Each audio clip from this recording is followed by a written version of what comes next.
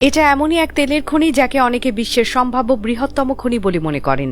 অথচ বিস্ময়ের বিষয়, উত্তরাঞ্চলের জেলা বগুড়ার গাবতলী উপজেলায় অবস্থিত এই খনি সম্পর্কে দীর্ঘদিন ধরে দেশের সাধারণ মানুষ তো দূরের কথা, সংশ্লিষ্ট অনেক মহলই এ সম্পর্কে তেমন কিছু জানতেই পারেনি।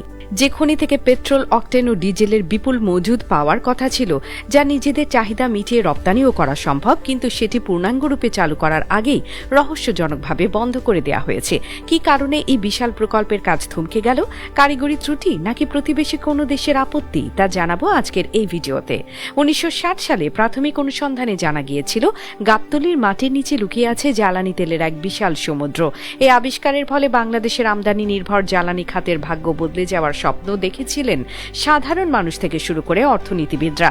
বলা হচ্ছিল এই খনিটি চালু হলে বাংলাদেশ জ্বালানি খাতের স্বনির্ভরতা অর্জন করবে এবং দেশের অর্থনীতির মোড় ঘুরে যাবে। 1980-এর দশকে বাংলাদেশের গাবতলী অঞ্চলে তেল খনি নিয়ে সম্ভাবনা তৈরি হয়েছিল।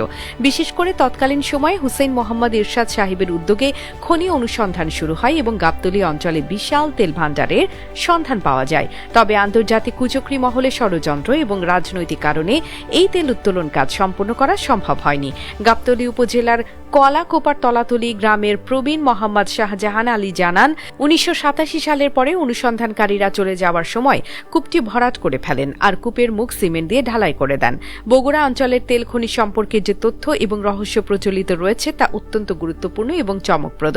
এটি একসময় বিশ্বের সবচেয়ে বড় তেল খনি হিসেবে পরিচিতি লাভ করতে পারত, তবে কিছু কারণে এর থেকে তেল উত্তোলন সম্ভব হয়নি। অন্যদিকে খনিজ সম্পদ অনুসন্ধানে আসা বাপেক্সের কর্মকর্তারা বলছেন, চলতি বছরের 4 মার্চ থেকে সারা দেশে আবারও তেল গ্যাস অনুসন্ধানের কাজ শুরু হয়েছে। তারই ধারাবাহিকতায় বগুড়ার সারিয়াকান্দি, গাবতলী ও শাহজাহানপুর এলাকায় এই অনুসন্ধান কাজ অব্যাহত রয়েছে। তারা মাটির নিচে প্রায় 75 মিটার খনন করার পর মাটির ধরন পরীক্ষা নিরীক্ষা করছে। পরীক্ষার পর এসব বিষয় সিদ্ধান্ত নেবে বাপেক্স। আপাতত শুধু পরীক্ষার মধ্যে রয়েছে, তবে তারা বলছেন এখান থেকে তেল অথবা গ্যাস পাওয়ার সম্ভাবনা রয়েছে। একই অনুসন্ধানকারী দল নেত্রকোনা ও জামালপুরেও অভিযান চালাচ্ছে। তাদের মূল কাজ চলছে এখন যমুনা নদীর পূর্ব প্রান্তে জামালপুরের মাদারগঞ্জে। সেখানে মাটির প্রাথমিক পরীক্ষা নিরীক্ষার কাজ শেষ পর্যায়ে। এখন নদীর তলদেশ হয়ে সারিয়াকান্দি ও গাবতলী পয়েন্টে মাটির ধরন একই রকম হওয়ায় তারা এই অঞ্চলে সার্ভে করছে। পরীক্ষা নিরীক্ষা শেষে নিশ্চিত হওয়া যাবে এখানে কি পরিমাণ জ্বালানি তেলের মজুদ রয়েছে। গাবতলীর এই তেলের খনি চালু হলে ওই অঞ্চলের হাজার মানুষের কর্মসংস্থান তৈরি হতো এবং অবকাঠামোগত উন্নয়ন ত্বরান্বিত হতো। কাজ বন্ধ হওয়ার খবর ছড়িয়ে পড়ার পর স্থানীয়দের মধ্যে তীব্র ক্ষোভ দেখা দিয়েছে। এলাকাবাসীর দাবি, কেন এবং কার ইশারায় এই জাতীয় সম্পদকে মাটির নিচে ফেলে রাখা হচ্ছে তার সঠিক ব্যাখ্যা দিতে হবে।